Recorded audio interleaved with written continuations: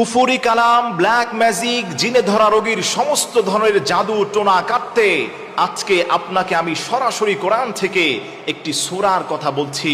এই সূরাটি পড়ার পরে আপনাকে যত বড় ব্ল্যাক ম্যাজিক করা হোক, যত বড় কুফরি কালাম করা হোক, যত বড় ক্ষতি আপনার করা হোক, আল্লাহর কসম খেয়ে বলি, আল্লাহর কালামের এই সূরাটি পড়ে যদি আপনি 7 দিন নিয়মিত আমল করতে পারেন, সকালে এবং সন্ধ্যায় কোনো কুফরি কালাম, ব্ল্যাক ম্যাজিক, জিন ভূতের সমস্ত আসর থেকে আল্লাহ রব্বুল আলামিন আপনাকে হেফাজত করবেন। সুবহানাল্লাহ পড়েন।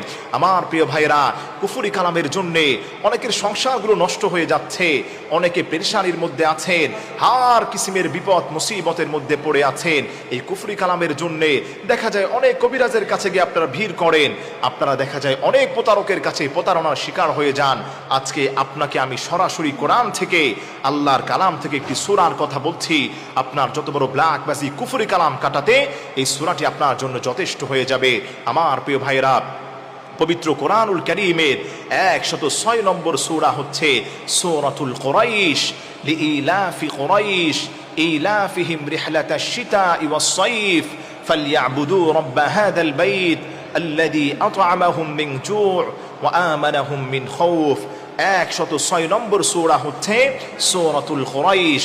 এই সূরা কুরাইশ যদি আপনি কোন নিয়মে পড়লে আপনার মধ্য থেকে কুফরি কালাম বের হয়ে যাবে, আপনাকে আমি আজকে বলতে চাই, আপনি প্রতিদিন ঈশার নামাজের পরে আপনি পাক পবিত্র অবস্থায় সূরাতুল কুরাইশকে প্রথম 3 বার পাঠ করে আপনার ডান নাকের যে ছিদ্র রয়েছে, এই ডান নাকের ছিদ্রর মধ্যে আপনি ফু দিবেন।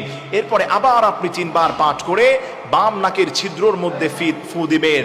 আবার 3 বার পাঠ করে ডান কানের ছিদ্রতে ফু দিবেন। এরপরে সর্বশেষ বাম কানের ছিদ্রতে আপনি ফু দিবেন।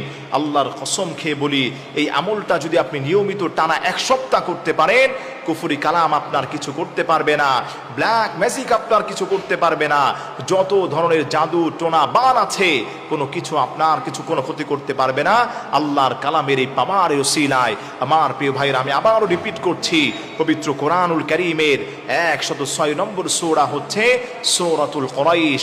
আউযু বিল্লাহ বিসমিল্লাহ সহকারে আপনি সূরাতুল কুরাইশকে প্রথমে হাতে গুনে গুনে 3 বার পাঠ করবেন।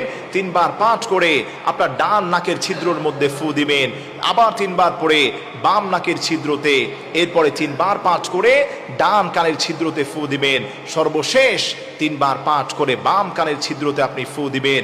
অনেকেই বলবেন, হুজুর কানের মধ্যে কিভাবে ফু দিব? আপনি হাতটাকে এভাবে কান বরাবর রেখে আপনি পাতাল করে আপনি কানের দিকে ফু দিবেন, অথবা হাতের মধ্যে ফু দিয়ে এই